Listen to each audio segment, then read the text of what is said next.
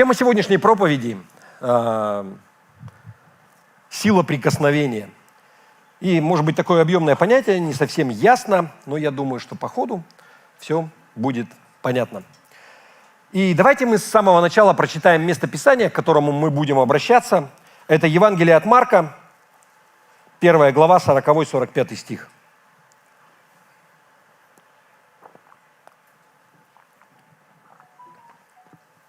И здесь говорится следующее. «Приходит к нему, то есть к Иисусу, прокаженный, и, умоляя его и падая пред ним на колени, говорит ему: „Если хочешь, можешь очистить, меня очистить“. Иисус, умилосердившись над ним, простер руку, коснулся его и сказал ему: „Хочу, очистись“. После сего слова проказа тотчас сошла с него, и он стал чист. И, посмотрев на него строго, тотчас отослал его и сказал ему: „Смотри, никому ничего не говори, но пойди покажись священнику и принеси за очищение твое, что повелел Моисей во свидетельство им“. И он, выйдя, начал провозглашать и рассказывать о произошедшем, так что Иисус не мог уже явно войти в город, но находился вне, в местах пустынных, и приходили к нему отовсюду. Здесь все понятно же, да? Что написано, то есть Иисус идет к нему, подходит прокаженный, падает перед ним на колени и говорит, что «если хочешь, очисти меня». И написано, что Иисус, он умилосердивился, он говорит: «хочу, очистись», и потом говорит, что только никому не рассказывай, но как было заведено, вы знаете, что прокаженные, они были отлучены, да, от общества, от общения. И он говорит: иди покажись священнику, только священник мог провозгласить, что он чист, он исцелен. Он говорит: иди и принеси жертву, которая положена в законе Моисеевом, да, вот за это, за твое исцеление. Но человек этот вышел и начал всем рассказывать, и так что, вы знаете, что люди, они и сейчас такие же, ничего не меняется, и как бы когда услышали, что произошло чудо, исцеление, и все стали к нему приходить, и он даже просто пройти не мог. Вот, и у нас совсем недавно была пандемия, да, ковид в смысле. И во время ковида, на меня наконец-то дошло, вы знаете, женщины меня поймут, женщина нуждается в прикосновении. Кто-то может сказать, что да? Вы знаете, мне потребовалось лет 30 в браке. Не 30, у нас 25 только было. Я как-то вперед забегаю. Но, тем не менее, много лет, я хотел сказать, подчеркнуть, чтобы осознать это вообще. Мужчины, они, более деревянные, более каменные, да, им как бы, вроде бы не надо такое, да. Мужчине нужно, чтобы его жена, она уважала. Это такой же, знаете, это физическая потребность, я вам скажу. Когда она говорит что-то, она ободряет его, потому что если она этого не делает, ей плохо. И женщина, она нуждается в прикосновении каком-то, знаете, и физическом, чтобы к ней прикасались, и чтобы как-то на душевном уровне, знаете, как-то соприкасаться. Потому что прикосновение – это не только такое вот. И я понял это только во время пандемии. До меня начало доходить. Почему? Потому что мы были лишены всего этого. Вы знаете, сиди дома, ходить никуда нельзя, ни с кем разговаривать нельзя. Если ты с кем-то разговариваешь, ты одеваешь маску, а если ты кому-то прикасаешься, то нужно одевать резиновые перчатки. И даже до меня, знаете, через сколько-то месяцев я начал как-то весь почесываться, что, это ненормально. Человек, он не призван вообще к этому. Для меня пандемия, больше такой удар, он именно в этом заключался. И я начал понимать, насколько мы вообще социальное существо. Мы нуждаемся в общении, мы нуждаемся в прикосновении. И кожа – это вообще такая удивительная вещь. Бог нас создал так удивительно, я просто смотрел. Вы знаете, что у нас приблизительно, если развертку сделать кожи, 2 квадратных метра на человеке в среднем, на взрослом. У кого-то чуть побольше, 3-4, у кого-то чуть поменьше. Но удивительно, 18 километров кровеносных сосудов. Вообще у нас все капилляры, все, что по коже бежит, это... и вы знаете, у нас есть 5 рецепторов каких-то в коже. Мы чувствуем боль, мы чувствуем холод. Когда организму мы перегреваемся, да, то человек может до 10 литров пота выделять, как бы, да, чтобы тело, оно остужалось. Бог задумал все просто удивительным образом. Ну, вот, как называется? Fingerprints. Я по-английски знаю, по-русски забыл. Отпечатки пальцев. Кто-то может сказать, что отпечатки нужны для того, чтобы нас просто полиция могла идентифицировать, да, но не только для этого на самом деле. Вы знаете, что это уникальная вещь, но они вообще для того, чтобы мы могли что-то брать. Они вот шершавые. Если бы они были как стекло, все было бы гораздо хуже. Да? И вы знаете, младенцы, они где-то на 3-й месяц в утробе, вот у них уже появляются отпечатки пальцев. У каждого индивидуальные. И есть такие вот болезни, по-моему, 2 генетические болезни, когда у человека вообще нет. У него не формируются, ну, в смысле, без отпечатков. Это очень редкая вещь. Но, тем не менее, что еще вам такое, знаете, меня всегда интересовал вопрос, откуда берется пыль и куда деваются деньги. Как бы, да? Вот если помещение закрыто, откуда пыль? Но вы знаете, вот твоя кожа каждую минуту, вдумайтесь, 50 тысяч клеток, они отмирают и отшелушиваются, улетают. Каждую минуту 50 тысяч клеток. Поэтому, знаете, иногда, когда солнце светит, например, берешь футболку, снимаешь на солнце и такой... Клеточки эти полетят. Ну, то есть пыль, она, собственно, оттуда. В глобальном масштабе это вообще, я не знаю, миллиарды тонн, наверное, пыли.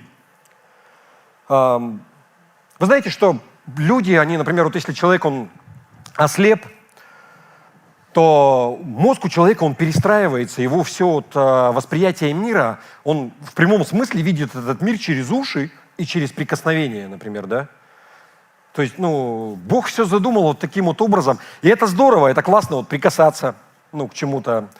Вот я говорю, я понял это только после того, когда нас пытались этого лишить во время пандемии. К чему я вообще все это говорю? Вообще вот важность прикосновения, осязания. Может быть, это больше для мужчин, чтобы они понимали. Женщин, наверное, сильно не надо в этом убеждать, что важно же прикасаться и чтобы к тебе прикасались. Но, вы знаете, последнее время, ну, последние годы, всплывают всякие нелицеприятные такие вещи вот по поводу западной медицины. Ну, например, вот в Канаде, в Австралии, ну, то где-то женщин стерилизовали определенные нации, например, в Гренландии, знаете, там местных, чтобы они просто не давали потомства. И только-только сейчас это всплывает, это там до 50-х, 60-х годов. Всевозможные всякие, ну, я по-другому не могу назвать это, опыты над детьми. Вот один из таких, знаете, вот я читал, например, в 40-х годах в Канаде где-то, ну, в какой-то провинции проводили просто опыт такой.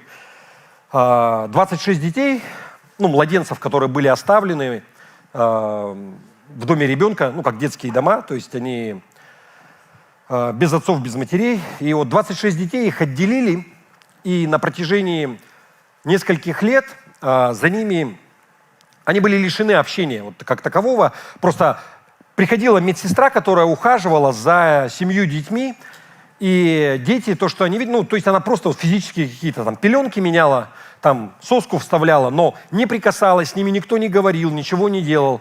И вы знаете, по прошествии 3 лет из 26 детей только 2 кое-как могли ходить и говорили по 1-2 слова. Только представьте. Все, чего они были лишены вот общения, прикосновения, ну, просто вот им какие-то нужды восполняли. И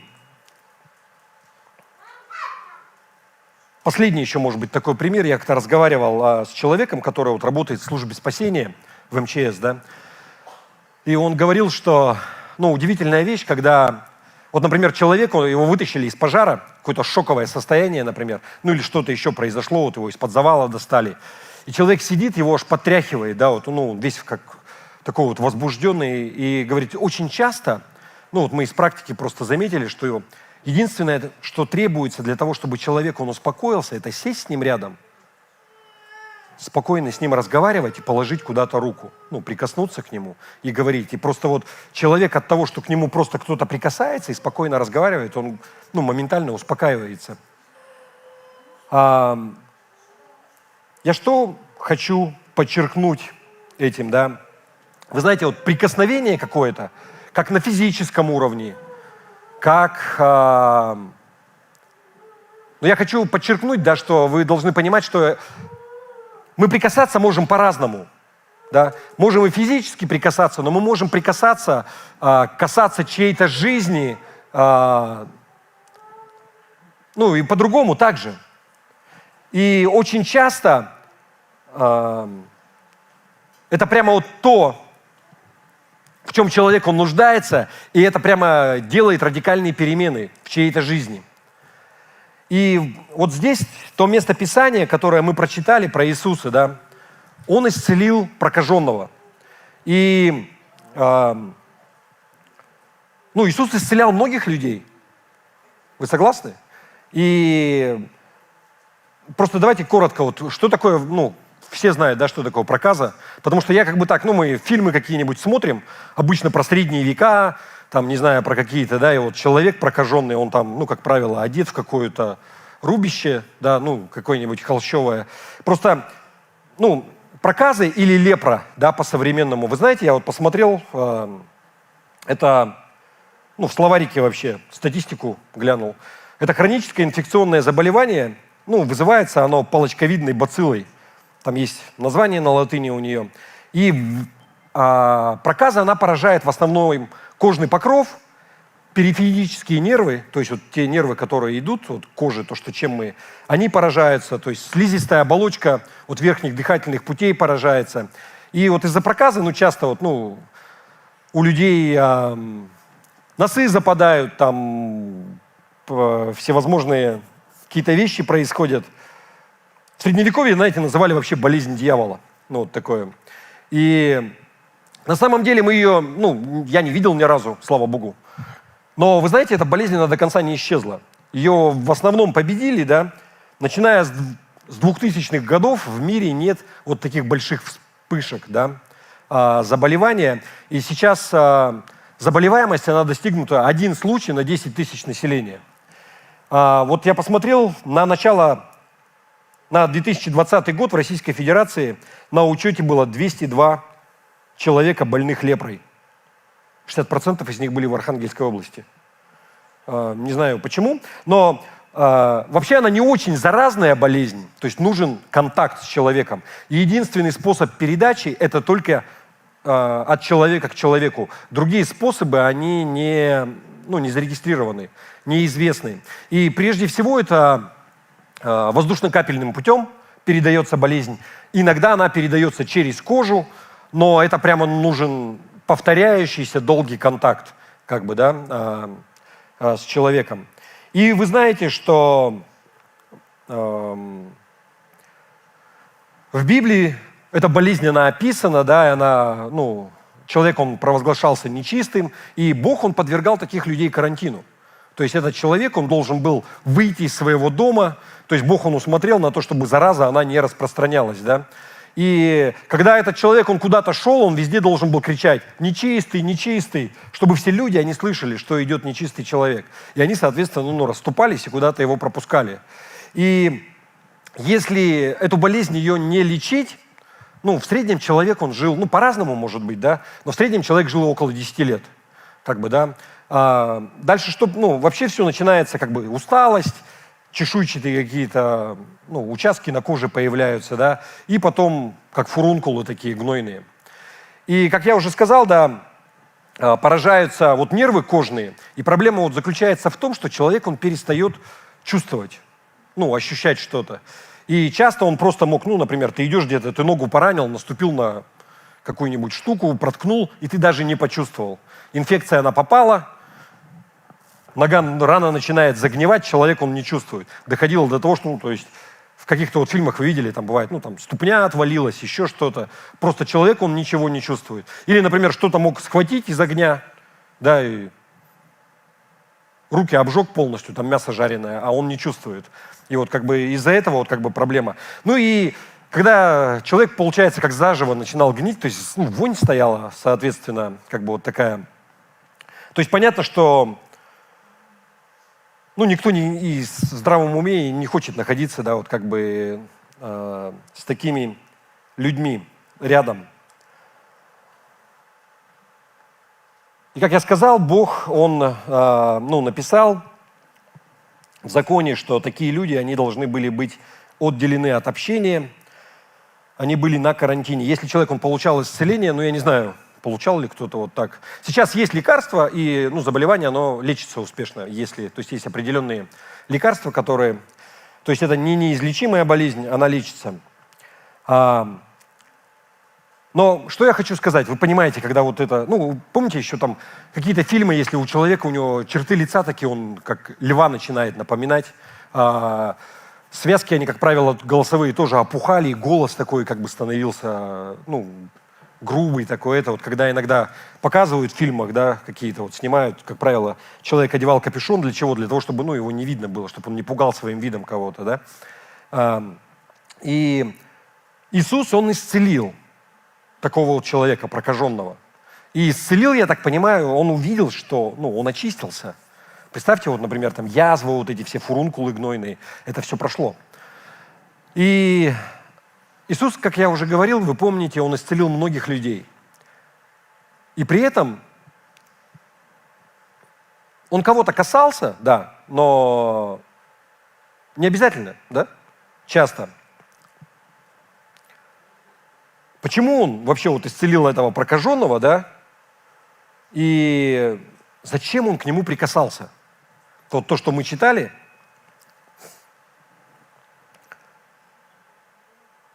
вот давайте мы посмотрим сейчас. Я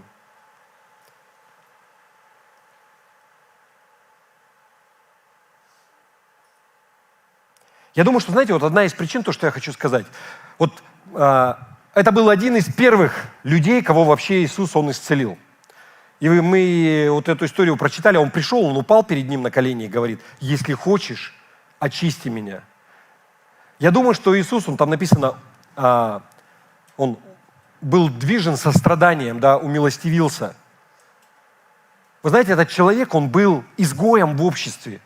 Вот только представьте вот это состояние, когда все тебя обходят стороной. Никто к тебе даже близко не подойдет, только тебя увидят, все сразу бегут куда-то, да, сторонятся. Ты не можешь ни к кому прикоснуться. Если тебе там милостыню какую-то дают, если тебе еду, я думаю, что тебе ее и то как бы там на землю кидают, чтобы не прикоснуться к тебе, потому что, запрещено было соприкасаться с ними. Я думаю, что Иисус, вот почему Он выбрал, Он и пришел для того, чтобы исцелять и спасать именно таких людей. Знаете, изгои общества. Если, например, вы знаете, там, сборщик налогов был, или там вот женщина, там, проститутка, он с ней общался, ты можешь рядом подойти, и ты даже не знаешь, кто этот человек, да? Но с прокаженным все ясно и понятно, это очевидно. И такой человек, он не может скрыть свою болезнь. Матфея 11 глава, здесь говорится, что когда вот Иоанн Креститель, он был в тюрьме, и он услышал, что вот пришел Иисус, и Он творит вот такие чудеса, Он исцеляет людей. Он отправил учеников, да, последователей Его, чтобы они узнали. Вот давайте мы прочитаем. Матфея 11 глава, 3-6 стих.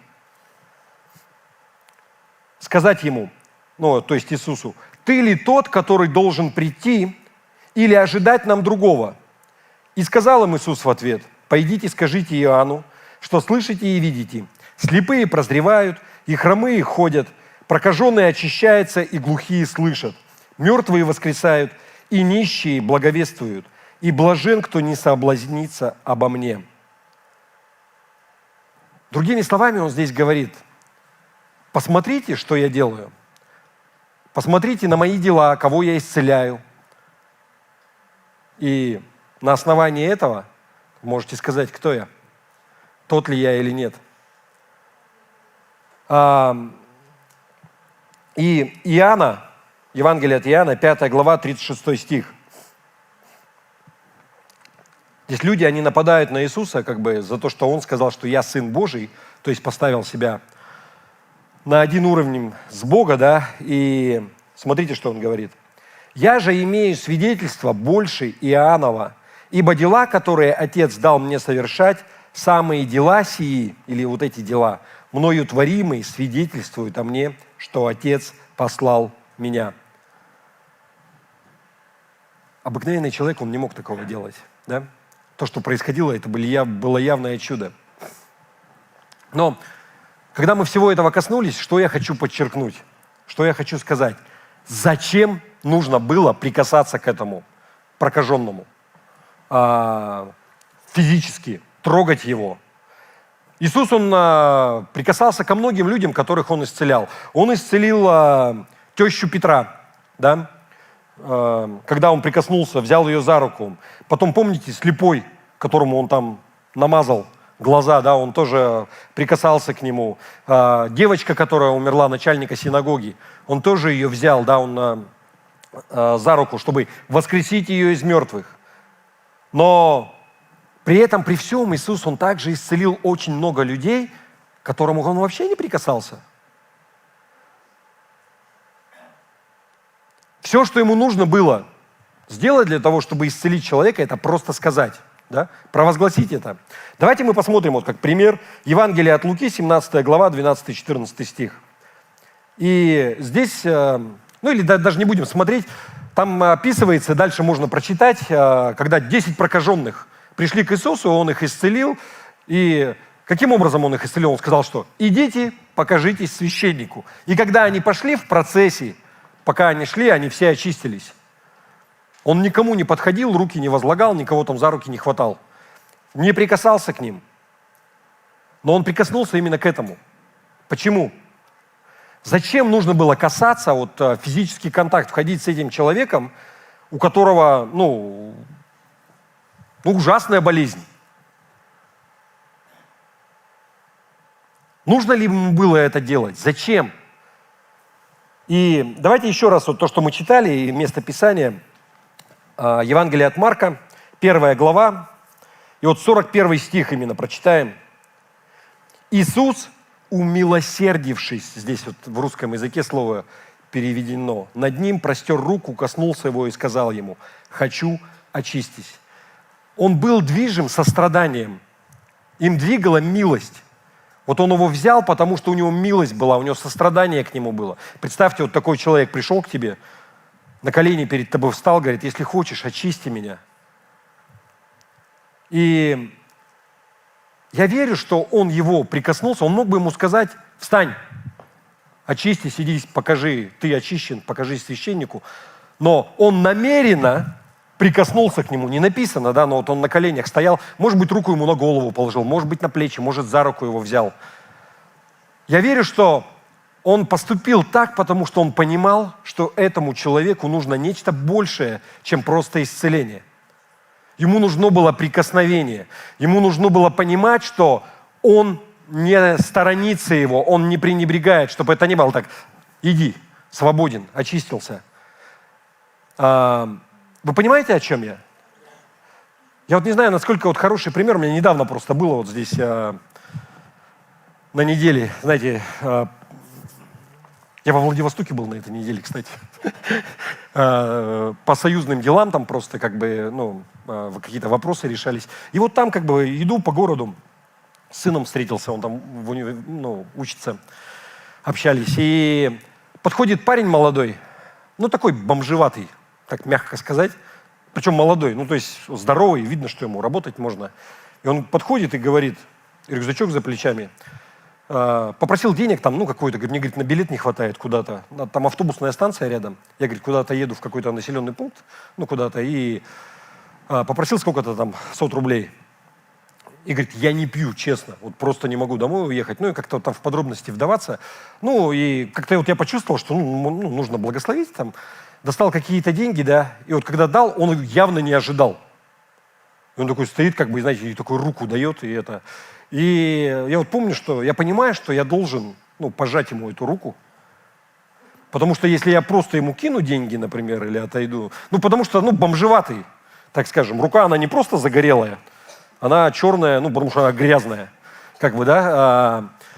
И вы понимаете, да, о чем я? Я думаю, что здесь Иисус, когда Он исцелял, Он понимал, что Он должен к нему прикоснуться, потому что этот человек, он нуждается в чем-то большем, чем просто исцеление. Он нуждался вот именно в человеческом участии, чтобы к нему кто-то прикоснулся, чтобы он почувствовал, что он не изгой. Вы понимаете, да, о чем?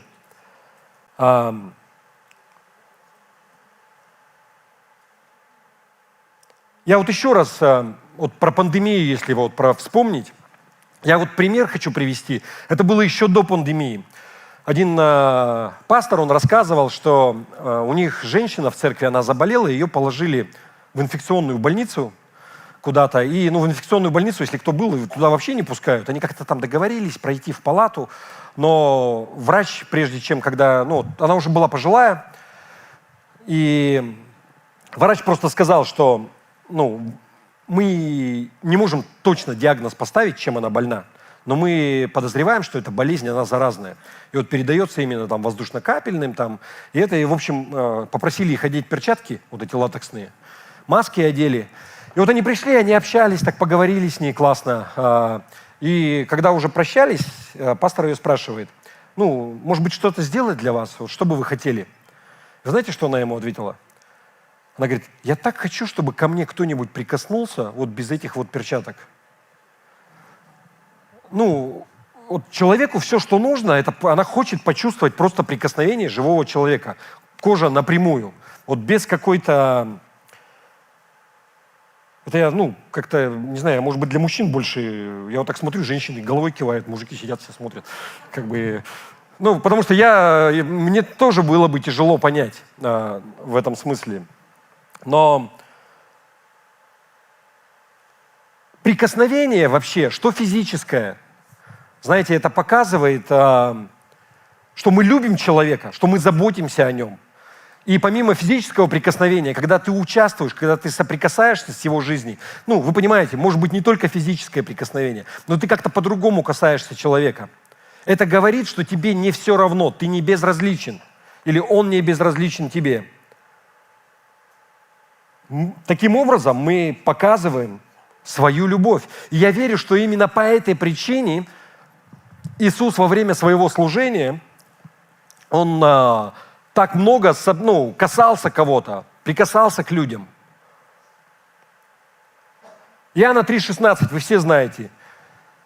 «Ибо так возлюбил Бог этот мир, что отдал Сына Своего Единородного, чтобы каждый верующий в Него не погиб, но имел жизнь вечную». Иисус, когда Он пришел, Он таким образом, Он показывал в том числе свою любовь. Это, знаете, как один из таких, самое обыкновенное, это самое малое, что ты можешь сделать, но это так во многом говорит, знаете, что ты не просто какой-то высокомерный, вы понимаете, да, о чем я? Ты можешь помочь человеку, то же самое, как я, например, пример приводил. Кто-то просит у тебя еду, ты можешь ему кинуть, лови. Он, конечно, будет благодарен, что ты его накормил. Но совсем другое, если ты как-то сказал что-то, прикоснулся к кому-то. Возникает какая-то связь, между людьми. Вот просто прикосновение, и все прекрасно понимают. Я вот слышал такое, я не знаю, насколько правда. У меня бабушка, она держала овец когда-то. Она особо так не делала, но говорят, вот на Востоке, когда отара, она большая, отара – это стадо овец, не знаю, в деревне так называли. И когда овцы, они заходят, и вот овец считают, обычно, например, это ворота бывают, они более-менее узкие, он, например, стоит в воротах, овцы, они проходят, и он их считает. И каждую овцу он прикасается. В том числе, вы знаете, овцы, они слышат голос. И вот как мы в Библии это часто, знаете, вы понимаете, почему так много примеров вот таких из такой вот жизни. Это та жизнь, которая тогда была. Это было не индустриальное общество, И описывались, и примеры приводились для того, чтобы люди, они это понимали. Поэтому там сельская жизнь, про овец очень много. И я вот просто бабушку вспоминаю, то есть меня, когда нужно было овец загнать, я бегал и делал все неправильно. То есть я их ногами запинывал, а они они не очень послушные, то есть при всем при этом овцы, я не знаю, как у них с интеллектом, но я вот бегал с одной стороны пнешь, с другой стороны, бабушка выходит, она становится, и она просто голосом бяша, бяша, бяша, бяша, не знаю, что это такое, и они все за ней, понимаете, и никого пинать не надо. И здесь то же самое. Знаете, ну, то есть овцы, они привыкают к голосу, они привыкают к прикосновению. То есть они понимают, что это, ну, к пастуху. Кто он? Но я к чему это говорю? Писание говорит, что мы его овцы, да, мы его паства. Он наш пастырь. Ну, вот в этом вот, на таком вот доступном уровне. Для тех людей писалось. Не потому что, ну, в смысле, Бог, Он не считает нас за тупых, вы понимаете, да? Но как вот овцы, они слышат голос, и они идут, и они доверяют. Вот в этом вот, ну, чтобы было понятно. И Он заботится, добрый пастырь, о нас, да? И Он показывает и проявляет свою любовь, вот в том числе через это. Он прикасается к нам, прикасается к нашим жизням. Не только в физическом смысле, да? Но проблема вот с христианами, знаете, она в чем заключается? Часто, когда мы получаем вот особенное внимание Христа, вот Он соприкоснулся с нашей жизнью, многие люди, они получают, знаете, у них такое впечатление складывается, что вот все христианство, оно заключено в том, чтобы вот Иисус, да, вот чтобы Он меня касался, вот Он мне все делал, на мои молитвы отвечал, Он меня исцелял. И вот я центр вселенной. Все христианство, оно в этом вот. Бог, Он заботится обо мне. Да и аминь, я не против этого. Но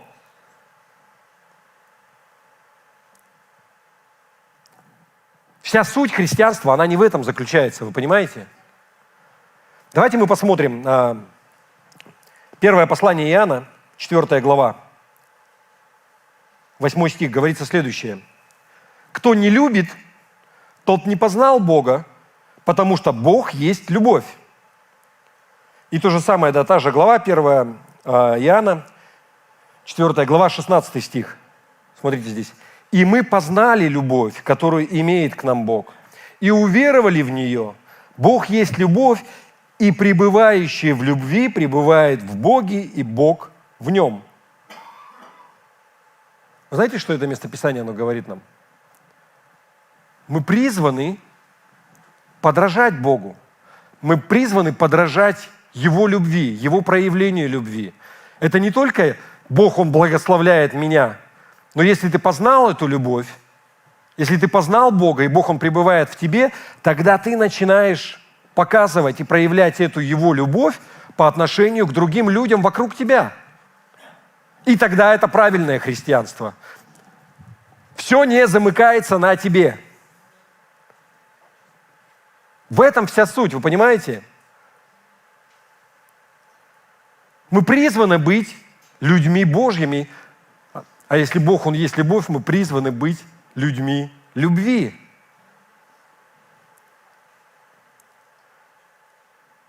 И если мы хотим научиться любить, как Иисус, мы должны научиться прикасаться, соприкасаться с людьми так же, как Он поступал.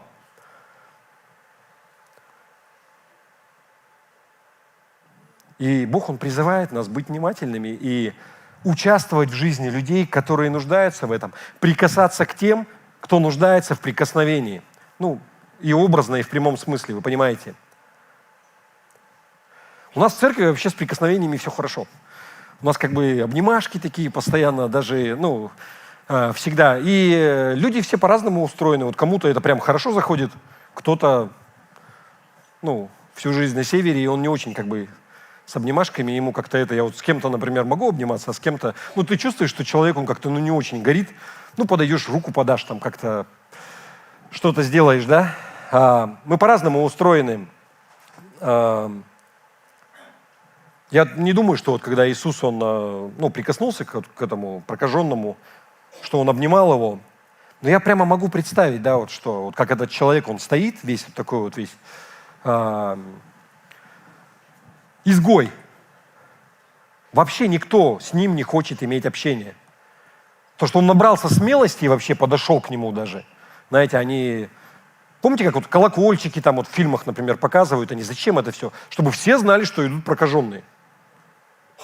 То есть это был закон такой, чтобы все могли их обходить стороной.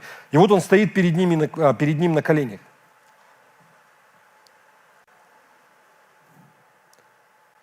Я прямо вижу, как он, знаете, или положил руку на него, или взял его руку, но прикоснулся к нему ради того, чтобы показать ему, что никто не прикасается, да, но я это сделаю, да, во мне есть сострадание.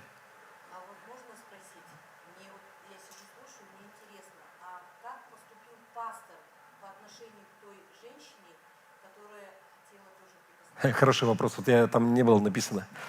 Я не знаю. Но смотрите, здесь есть здравый смысл, вот часто, да, например. Вы знаете, вот я просто такой пример, ну, вот одно отступление, я потом дальше вернусь. У нас был, да, был уже, могу сказать, никого нет, ни родственников.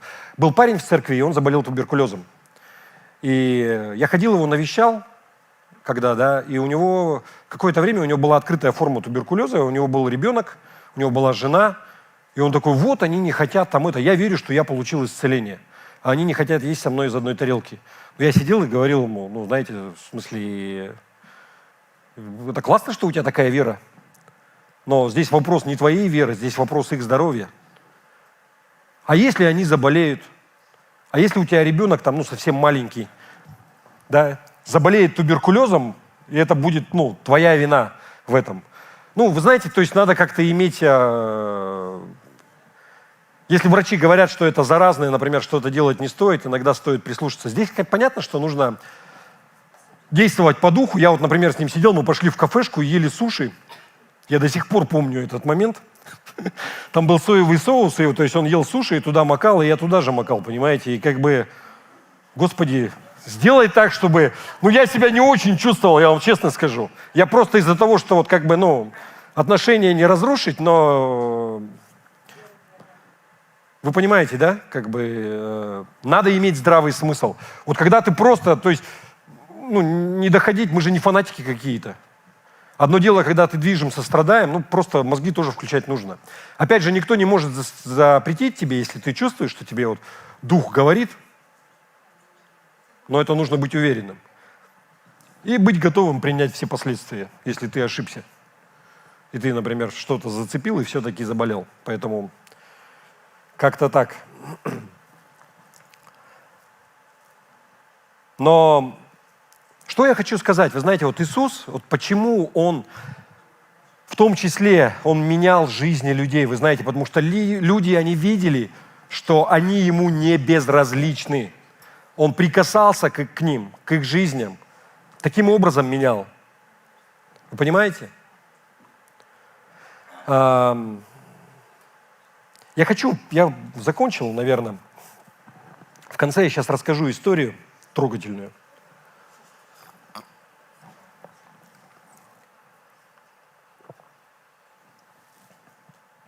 Правдивая история, я прочитал ее у одного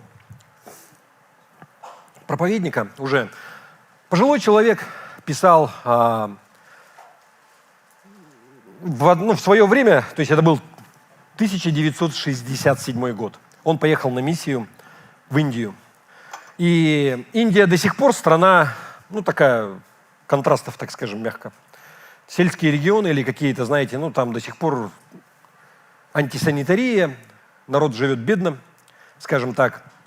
И он поехал как миссионер, взял с собой кучу литературы, вот у него там были брошюрки, буклеты какие-то, Иисус любит тебя, и вот они там как-то ходили. На языке он не говорил, культуры особо не знал. Ну вот, тем не менее, знаете, такой американец такой приехал евангелизировать, проповедовать. И в какой-то момент так произошло, он заболел туберкулезом тоже.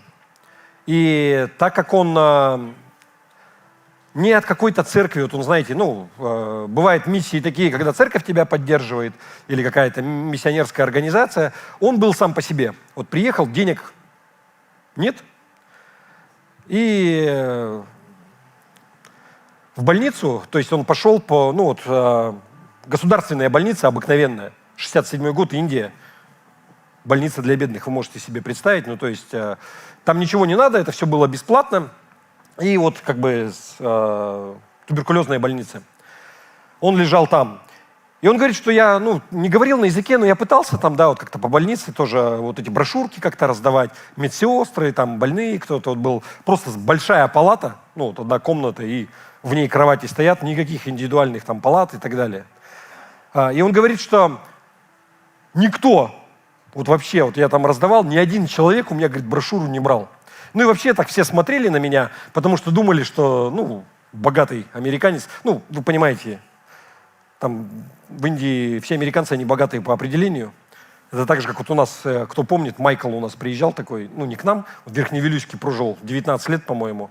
Я думаю, что его тоже там все считали, что он богатый, хотя у него ни копейки за душой не было, как бы, да, и многие вещи там, ну, как бы просто на пожертвования человек жил. Ну и вот здесь суть в этом.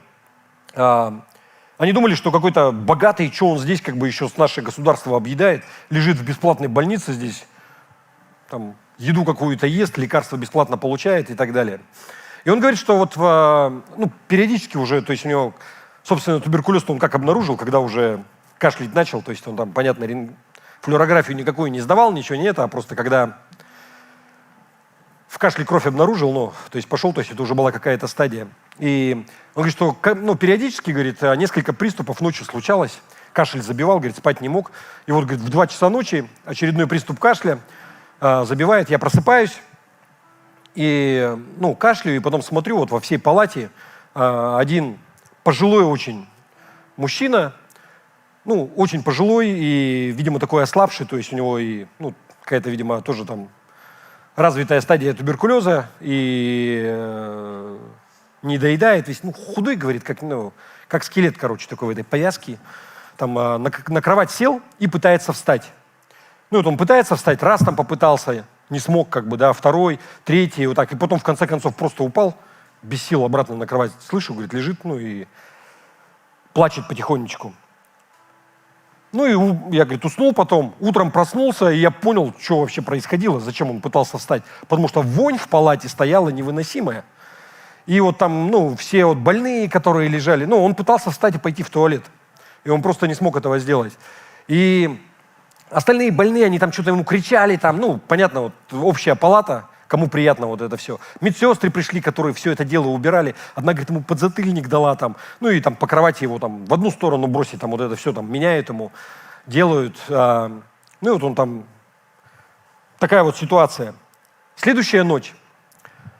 Он говорит, опять просыпаюсь от приступа кашля, смотрю, ситуация та же самая. Этот старичок, он пытается, он, короче, раз, на кровать сел и пытается встать. Раз попытался встать, второй раз попытался встать, опять не смог, как бы упал. Ну, он говорит, что я сам по себе человек такой, который, ну, не любит вмешиваться во всякие дела, но вонь я тоже как-то, ну, не очень люблю. И только вот из-за этого, он говорит, я, говорит, подошел к нему, раз его за плечо, он вздрогнул, посмотрел на меня, ну, что происходит. Я, говорит, улыбнулся ему, ну, так ничего сказать не мог, я, говорит, его взял, просто поднял на руки. Легкий-легкий, говорит, такой, ну, совсем веса никакого нету, и, говорит, в туалет его отнес. Ну, а туалет, как во многих деревенских у нас, только плюс жара в Индии, ну, со всеми вытекающими. То есть просто пол, дырка, и все. Я, ну, взял его под мышки, сзади встал, приспустил его, пока он там все свои дела сделал, потом поднял его обратно и, ну, принес на кровать, обратно положил.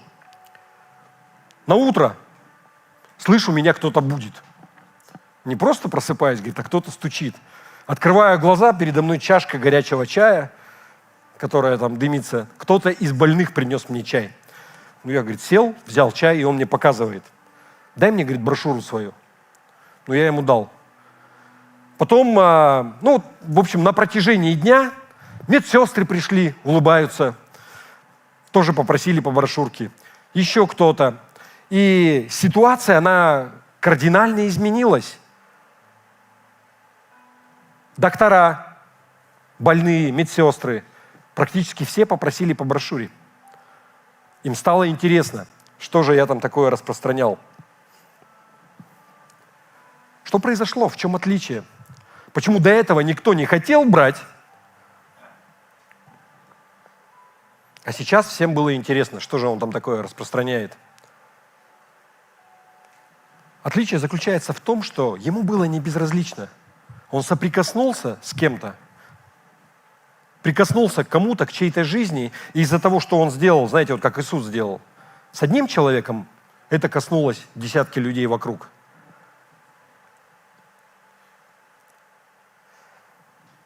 Что я хочу сказать? Вообще вот христианство, оно вот заключается вот в этом. Не в том, чтобы получать благословение для себя. Это тоже приятно, это здорово. Но если мы познали любовь, мы познали Бога, мы призваны к тому, чтобы проявлять эту любовь, которую Бог имеет к нам, к другим людям. Прикасаться к кому-то, участвовать в чем-то, не быть безразличными. Я хочу, чтобы, не знаю, насколько получится, если Бог, Он тебе, может быть, покажет, если есть у тебя какой-то родственник, с которым ты вообще не очень, напряги у вас постоянные, может быть, у тебя сосед какой-то такой есть, но ты знаешь, что он в чем-то нуждается. Вот самое простое, что мы можем сделать, вот, часто верующие, это молитва. Если к тебе кто-то, вот, например, ты можешь подойти к человеку и сказать: слушай, я вижу, у тебя там какие-то проблемы, я верующий, давай помолимся, мне Бог положил на сердце. Сделай так. И когда ты будешь молиться, не просто помолись, возьми его за руку. Возьми за руку. Потому что вот это в том числе также передает невербально, что тебе не безразлична судьба человека. Аминь.